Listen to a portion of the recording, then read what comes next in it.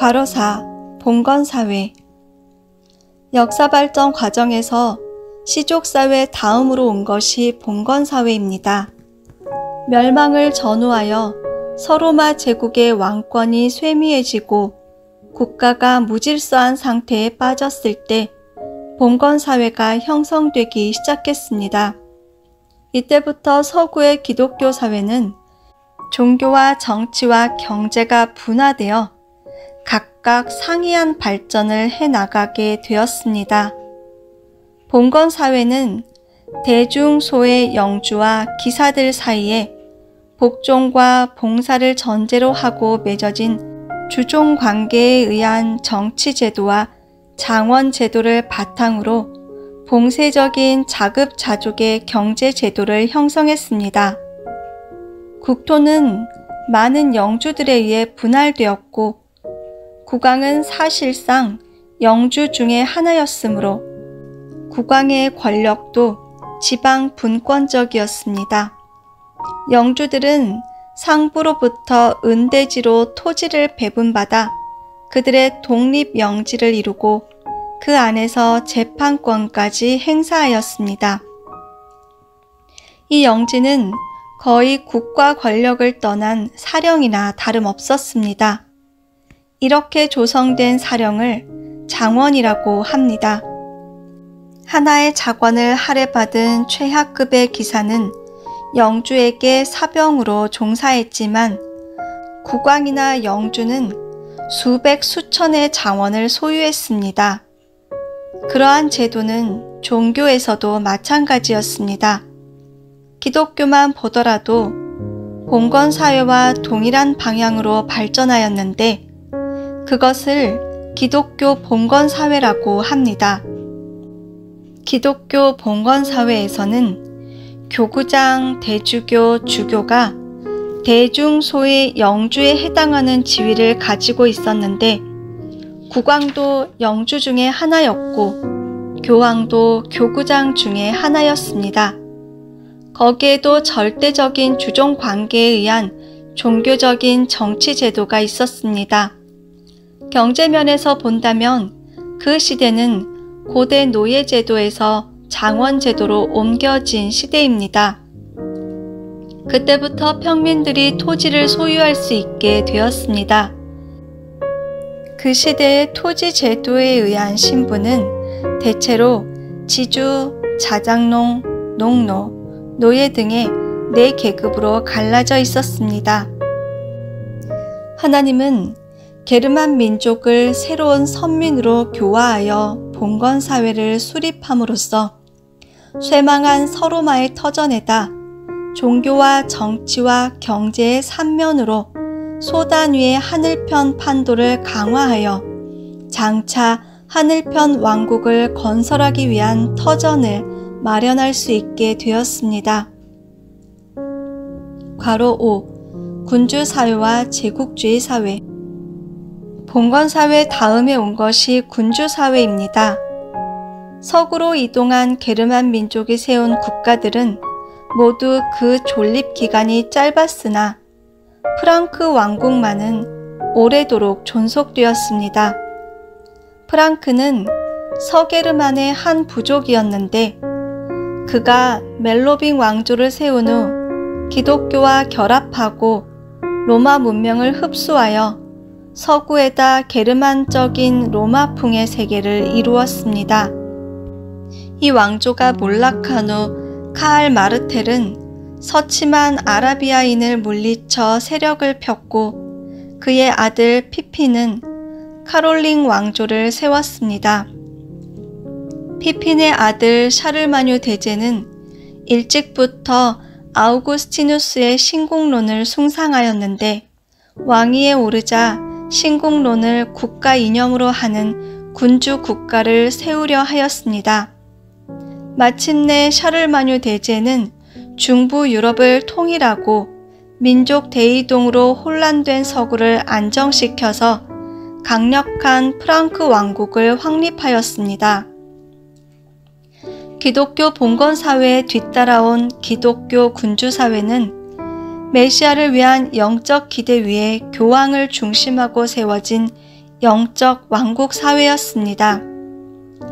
기독교 군주 사회를 기반으로 교황 레오 3세가 기원 800년에 샤를마뉴 대제를 축복하고 그에게 황제의 관을 수여하여 천적인 기업을 상속함으로써 교황을 중심하고 이루어진 영적인 왕국과 정치적으로 형성된 프랑크 왕국이 하나 되어 기독 왕국을 이루었습니다.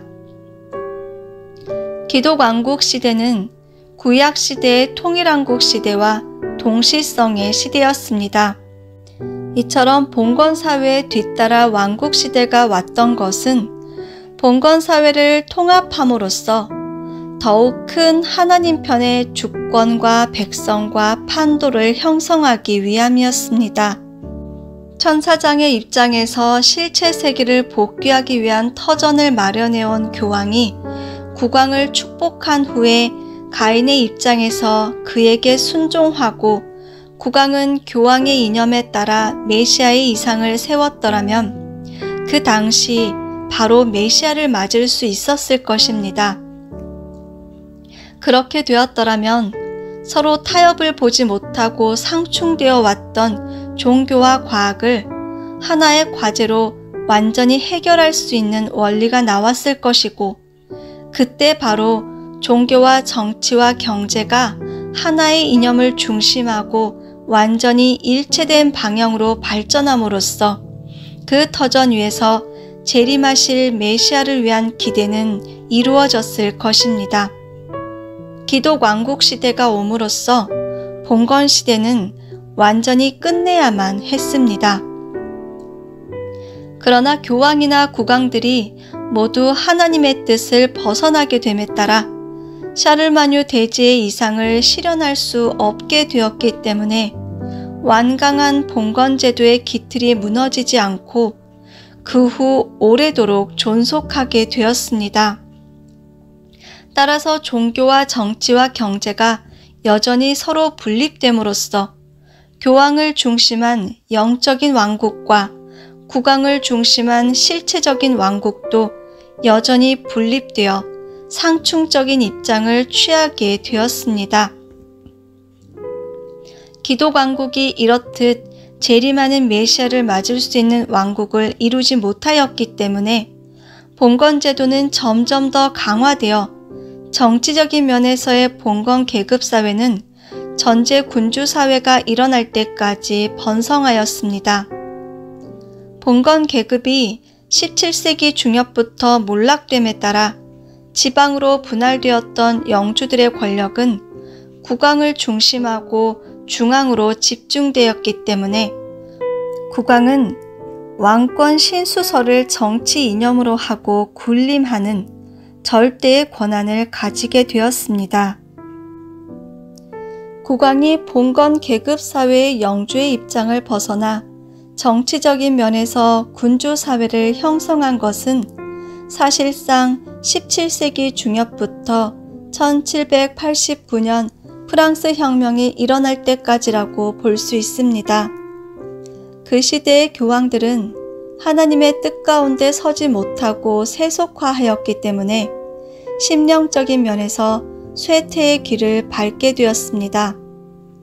더구나 십자군 전쟁에 패함으로써 교황의 위신은 땅에 떨어졌고 교황이 남프랑스 아비뇽에서 사실상 포로 신세가 되었기 때문에 교황을 중심한 영적인 왕국이었던 기독교 군주 사회는 1517년 종교개혁이 일어날 때까지 존속되었습니다.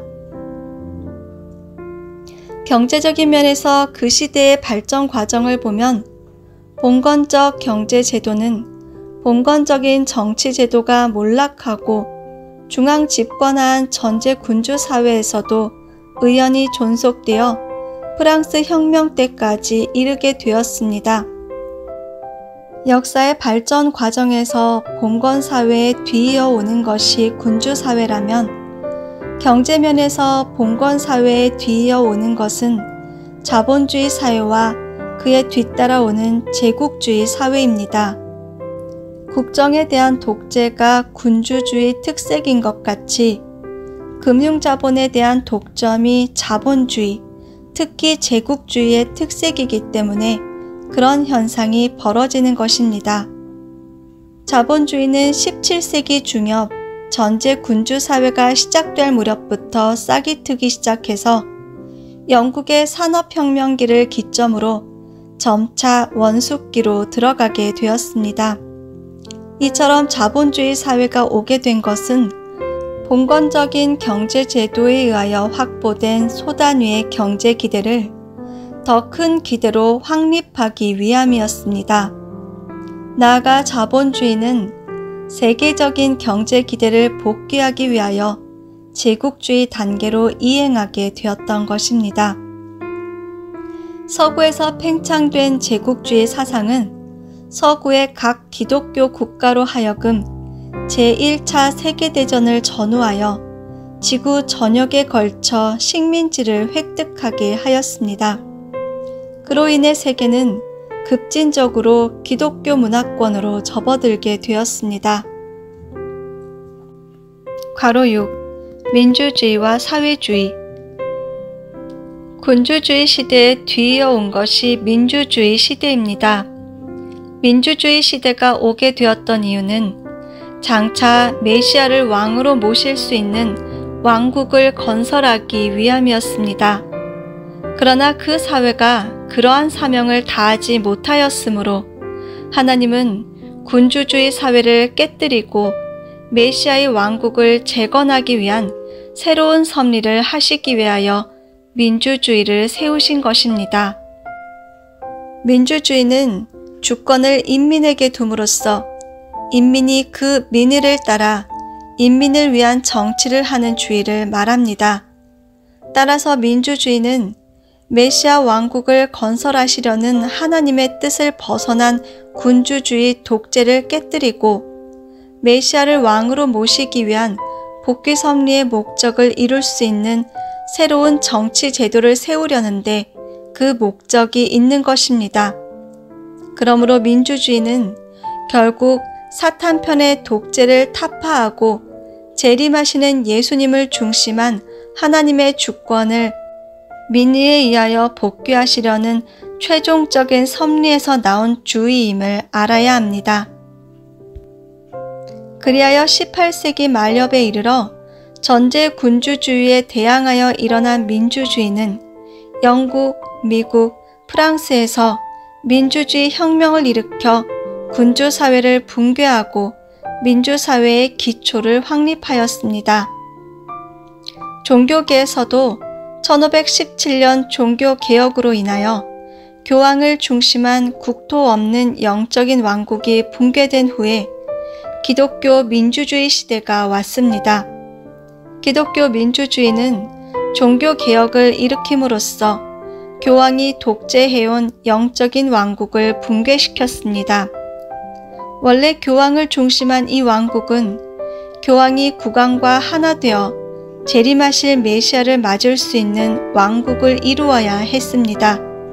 그런데 교황이 그 사명을 다하지 못하였기 때문에 하나님의 뜻을 벗어난 교황의 독재적인 주권을 깨뜨리기 위하여 기독교 민주주의가 나오게 된 것입니다. 그로 인해 종교개혁 이후에는 교황이나 승려를 통하지 않고 각자가 성서를 중심하고 자유롭게 하나님을 찾아갈 수 있는 기독교 민주주의 시대가 오게 되었습니다. 마침내 기독교 민주주의는 장차 메시아가 어떠한 형태로 재림하더라도 그를 자유롭게 찾아갈 수 있는 기독교적인 사회 환경을 조성할 수 있게 되었습니다. 한편 경제계에서도 같은 양상의 발전 법칙에 의하여 제국주의를 깨뜨리고 민주주의적인 경제사회를 이룩하기 위하여 사회주의가 나오게 되었습니다. 제1차 세계대전은 제국주의 국가들의 식민지 획득을 위한 전쟁이라고도 볼 수 있으나 제2차 세계대전이 끝날 무렵부터는 제국주의의 식민지 정책을 타파하기 위한 국가적 민주주의가 대두하여 열강들은 식민 정책을 포기하고 약소 국가들을 해방하지 않을 수 없게 만들었습니다. 따라서 자본주의의 경제시대는 제국주의의 붕괴를 전기로 하여 사회주의적인 경제시대로 전이하게 된 것입니다. 당시 공산주의 사회를 지향하는 사탄편의 세계에서 사회주의를 부르짖게 된 것은 당연한 귀결이 아닐 수 없습니다. 왜냐하면 그 방향과 내용은 전혀 다르나 사회주의적인 경제체제로 나아가려는 하늘편의 노정을 사탄편에서 앞질러 먼저 이루려 하기 때문입니다. 민의가 그렇다면 민의에 의한 정치도 그러한 방향으로 나아가지 않을 수 없기 때문에 최후에 가서는 하나님을 중심한 사회주의 사회가 오고야 마는 것입니다. 괄호 7. 공생공영 공의주의와 공산주의. 하늘편의 사회주의 사회를 지향하는 인간의 본심은 마침내 공생공영 공의주의를 부르짖어 하나님의 창조 목적을 완성한 이상세계를 이루는 데까지 나아가지 않을 수 없습니다. 그 세계가 바로 재림주의신 참부모님을 중심한 지상천국입니다. 사탄은 하나님의 섭리를 앞질러 먼저 이루어 나가는 것이므로 사탄편에서는 먼저 유물사관에 입각한 소위 과학적 사회주의를 부르짖으면서 공산주의 세계로 나가는 것입니다.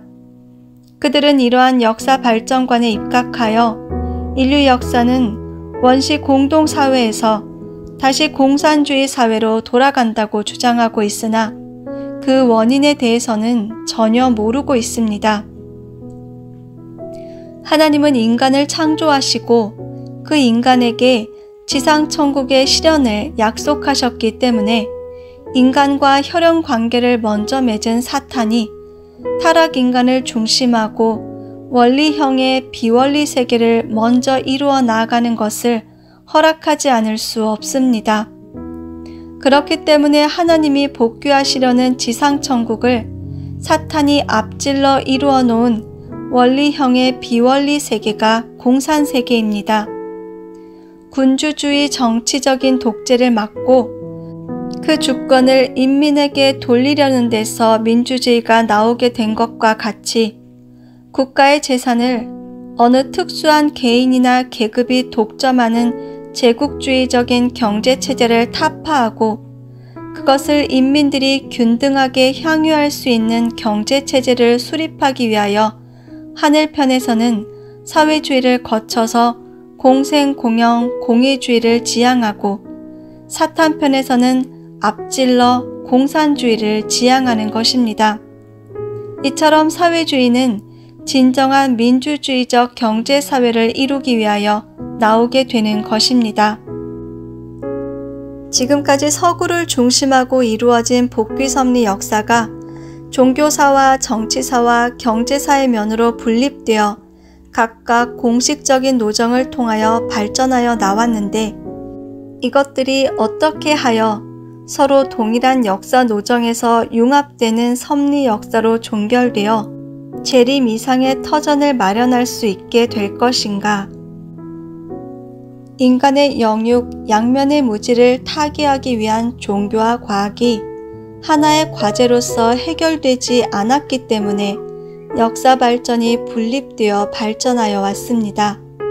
이렇게 삼면으로 발전해온 역사가 하나의 이상을 실현하는 초점으로 귀결되기 위하여서는 종교와 과학을 완전히 통일된 하나의 과제로서 해결해 줄 수 있는 새로운 원리가 나와야 합니다.